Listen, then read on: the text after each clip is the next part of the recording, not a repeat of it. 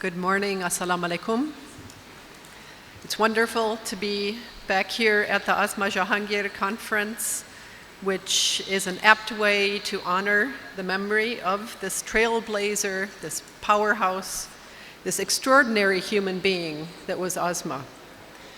One of my colleagues at the European Union delegation suggested that her influence, it could be argued that her influence in passing and in her death is possibly even greater than it was during her life, given the kinds of programs, people gathered in this room today, the kinds of discussions that are going on, the fact that many individuals and organizations continue to follow the direction that she set.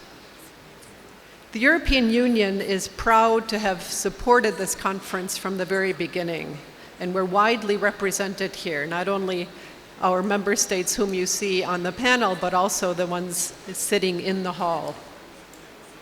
I congratulate the AGHS Legal Aid Cell, the Asma Jahangir Foundation, and not the least of which the Supreme Court Bar Association for organizing this 5th edition.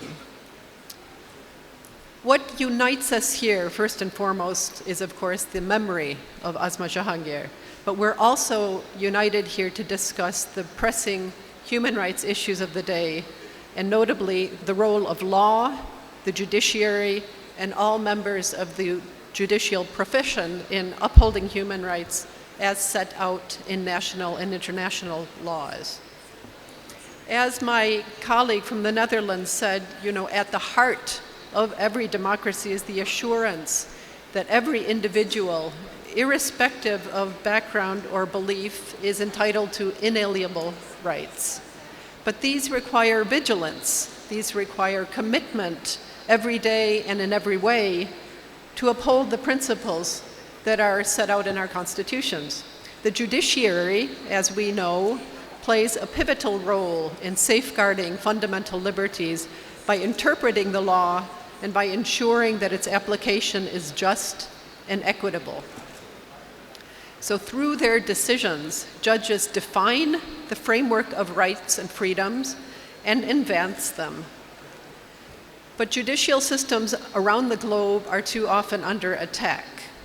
Their independence and the guarantee of a free trial are often challenged on any number of burning human rights issues, including the freedom of expression, the freedom of the media, death penalty, freedom of religion and belief, and enforced disappearances, to name a few.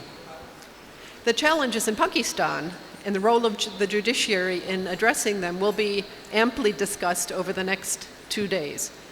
But there's good news in that judges are not alone in this work.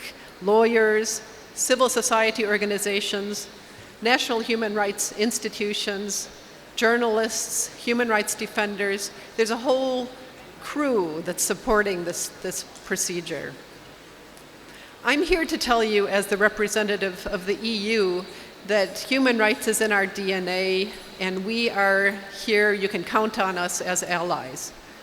It may not be always obvious the way we go about supporting human rights, and it's basically 3 different ways: through political advocacy, trade, and development cooperation. So on political advocacy, a lot of what we actually do remains unseen. And we get a lot of flack in social media and so forth about that. But you would be surprised the number of people in this room who sometimes receive late night messages from me or my staff on one or the other issue. So it could be termed the duck policy.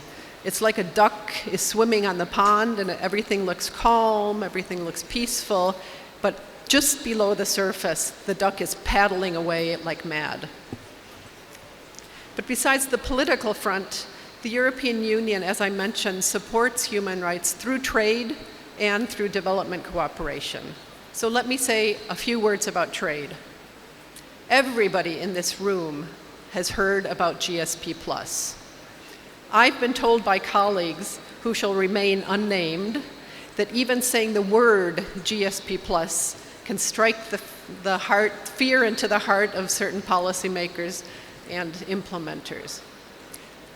You know that GSP Plus is the EU's autonomous trade concession to Pakistan, and it's our way of helping Pakistan boost its exports to the European single market by letting Pakistan send its goods quota-free and duty-free.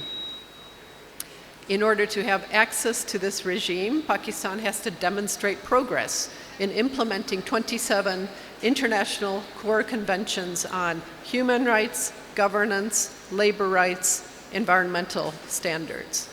And we monitor this periodically. The benefits of GSP Plus to Pakistan are huge. In fact, about 1/3 of all of Pakistan's exports come to the European Union. We are the single biggest receiver of Pakistan's exports.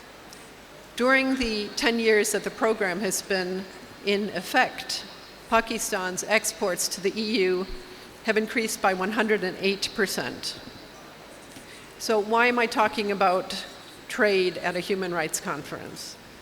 Well, because GSP Plus is not about numbers, it's not just about trade percentages or revenues, it's about trade with values and trade that is sustainable. And we have seen progress. A wide range of legal reforms of the human rights and labor market, for instance, have taken place in Pakistan over the past 10 years since the award of GSP Plus. And our partners in civil society tell us all the time that GSP Plus, in fact, has helped. But of course, much more needs to be done, especially on implementation. Every new piece of legislation needs an implementing mechanism. And this is where the provinces come in. So just as the provinces are the main ones to implement the Sustainable Development Goals, it's exactly the same with the conventions pertaining to GSP+. For instance, police need to be trained to avoid custodial torture under the Convention Against Torture, the CAT. So I talked about political advocacy, I talked about trade, but there's a third way that we promote human rights as well, and that's through our development cooperation programs. Our current program directly addresses the main themes of this year's conference as we work with Pakistan to support its judicial system as well as to uphold human rights. For example, our Rule of Law program supports reform of the criminal justice system, including by enhancing its gender responsiveness. We have been doing this, in fact, for years, and are currently programming the future phase of this program together with some of you in the room. Another example of our human rights programs is, on the one hand, how we support human rights institutions by to translate international commitments on human rights into policy and propose legislation and how to implement that legislation. And on the other hand, we directly grant financial support to human rights projects that are carried out by civil society organizations in Pakistan. And in fact, we have such a call for proposals out right now. So that's what we do: political advocacy, trade, development cooperation. We're proud to do it. We're very proud to be here to support this conference once again this year, and we wish you very fruitful discussions. Thank you.